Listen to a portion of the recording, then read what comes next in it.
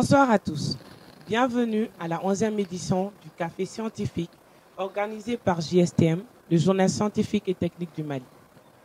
Aujourd'hui, nous accueillons Madame Cissé Marietou Touré, professeure d'enseignement supérieur, concepteur et élaborateur de manuels, de modules et guides de formation. Elle traitera le thème de la santé en milieu scolaire. Merci d'accueillir Madame Cissé Marietou Touré. Merci bien. Milieu scientifique et technique. Tout d'abord, je suis professeur d'enseignement supérieur. J'ai enseigné dans les lycées, par exemple le lycée des jeunes filles de 1978 à 1996. Et c'est après que je suis parti au ministère de l'Éducation nationale, à la Direction nationale de la pédagogie, qu'on appelle actuellement la DNP. Et avant, j'étais à le lycée, le DNP, on m'a nommé comme responsable de la santé scolaire. Aujourd'hui, je vous remercie tous. Nous remercions le bon Dieu de nous avoir offert cette opportunité. Et nous prions sur le prophète, paix et salut sur lui. Nous remercions aussi nos parents qui nous ont donné la vie. Sur ce, je remercie tout le monde. Et le thème que nous allons évoquer aujourd'hui s'appelle la santé scolaire. La santé, pas la santé à milieu scolaire seulement, mais il y a une dénomination qui est appelée la santé scolaire. Et avant d'aller dans le vif du sujet, nous allons faire une petite historique de la santé scolaire. Et la santé scolaire au Mali, ça a commencé d'abord par des visites médicales et puis des vaccinations. On se limitait uniquement à ces vaccinations et à ces visites médicales. Mais au fil du temps, en 2000, lors d'un forum à Dakar, que la santé scolaire a été mise en place. Donc, les États ont décidé, avec les partenaires, comme un accord, de mettre en place, de lancer une idée qui est appelée la santé scolaire, ou encore appelée en français une idée qu'on appelle initiative fraîche. Donc vous avez ici le document. C'est partant de cette initiative en 2000 que la santé scolaire a été mise en place par tous les pays du monde entier. Donc à partir de cette année, de l'année 2000, le Mali aussi a mis en place au niveau du ministère de l'Éducation le volet santé scolaire. Et à cet effet, on a mis en place, on a formé une équipe nationale. Donc cette santé scolaire, elle avait pour but de sensibiliser le secteur de l'éducation pour améliorer les résultats scolaires, pour que les élèves soient en bonne santé, et qui dit bonne santé dit meilleurs résultats. Donc, le plan de présentation est le suivant. Introduction, qu'est-ce que c'est que la santé scolaire? Quels sont ses objectifs? Et quelles sont les approches utilisées, les stratégies utilisées, et enfin les acquis de cette santé scolaire. Après les acquis, on a aussi, qui dit acquis, vous avez aussi des difficultés.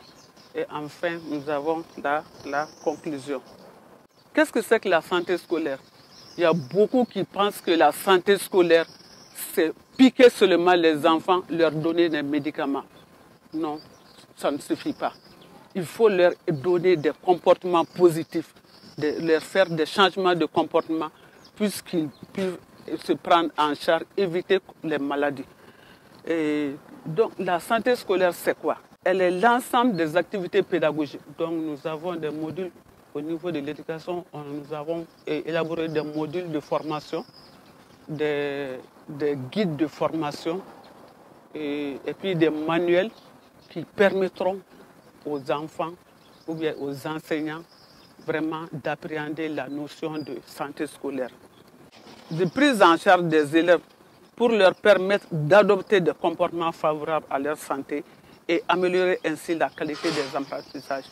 Bien sûr, quand un enfant est en bonne santé, il apprend mieux. Quand on dit santé, il ne suffit pas seulement la bonne santé parce qu'on est bien dans sa peau, mais il y a la santé psychique aussi, la santé environnementale. La santé physique seule ne suffit pas. Il faut la santé environnementale. Ça réduit l'absentéisme.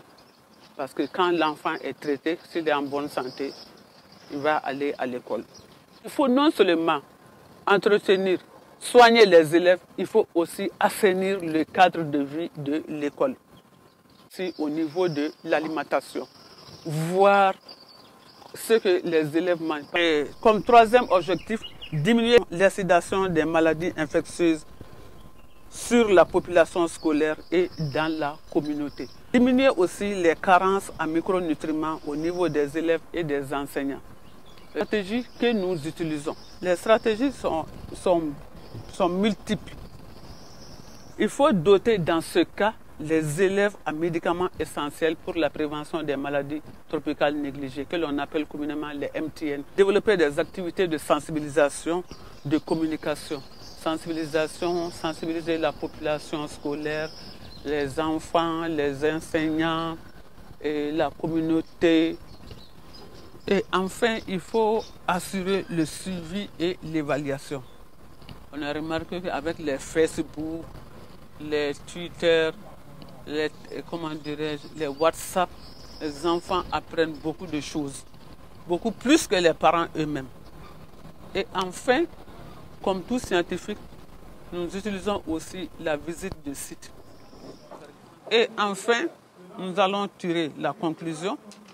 Et qu'est-ce que cette santé scolaire, en réalité, qu'est-ce que cette santé scolaire, elle peut donner comme résultat? Premièrement, on a dit qu'avec la prévention, ça peut réduire l'absentéisme. Et si l'absentéisme est réduit, donc l'abandon aussi est réduit. Ensuite, il y a peu de redoublement et ça permet aussi de scolariser. Le taux de scolarisation, donc les enfants vont rester à l'école, le taux de scolarisation va augmenter. En même temps que la fréquentation. Si tout ça est positif, donc ça permet aussi de donner de meilleurs résultats. Je vous remercie.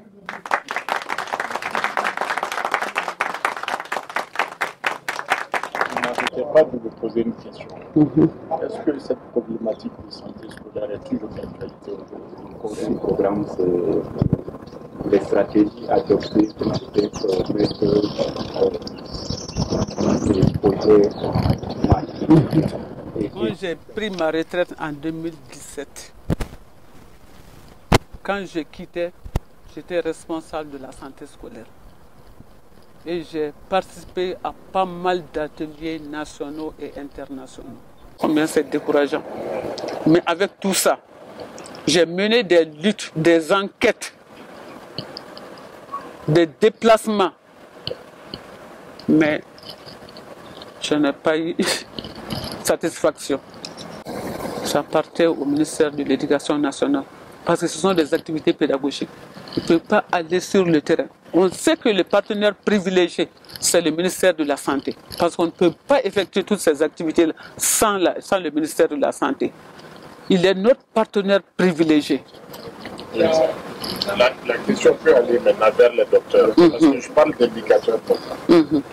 Est-ce que présentement, peut-être que comme la lutte a commencé depuis 2000, même bien avant, peut-être qu'on a tellement bien fait le travail que le problème a presque disparu. Parce que je rejoins le point du docteur qui dit que nous, on a fait dans nos écoles, plus de dispensaires, ça avait presque disparu. Si le leadership était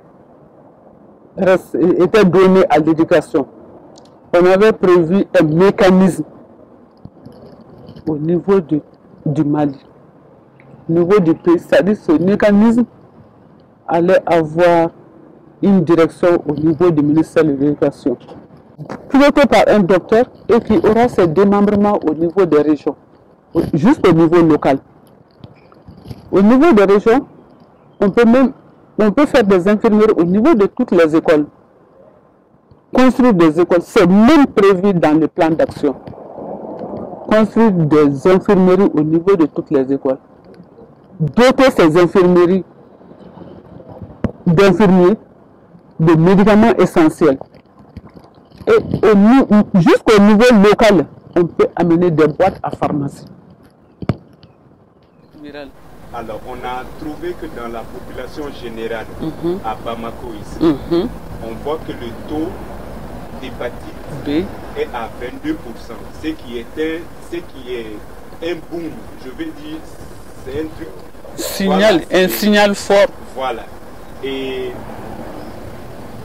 les hépatites se transmettent rien que par Le- Quand on était à l'école, on se partageait tout. Mhm, Tu vois, on te dit, voilà, prends, toi tu bois, après tu me donnes. mhm. Voilà, donc le problème, par exemple, il n'y a pas un programme national de lutte contre les hépatites. Il n'y en a pas. Et le problème est réel. Donc, au milieu scolaire, on voit que les gens déjà arrivent au lycée avec ces infections. On ne sait pas s'ils ont pris ça de la maman, on ne sait pas s'ils ont pris ça à l'école, on ne sait vraiment pas. Je vous remercie pour ces contributions. Mais par rapport à ce que les enfants achètent à l'école, j'ai dit au début de mon intervention que il y a au niveau des écoles, si j'ai oublié de le signaler, il y a un club au niveau de chaque école. On doit mettre en place un club de santé scolaire.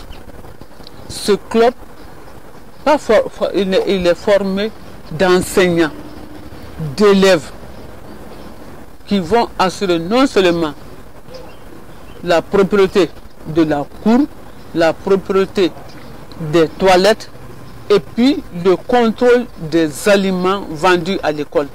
Ce n'est pas le curatif qui nous intéresse, c'est la prévention. Parce qu'il y a un proverbe qui dit « mieux vaut prévenir que guérir ». Ceci nous amène à la fin de notre 11e édition du café. JSTM tient à remercier singulièrement Mme Cissé Marietou Touré pour son excellente présentation. Nous vous remercions tous d'avoir fait le déplacement pour assister à notre café. Merci beaucoup.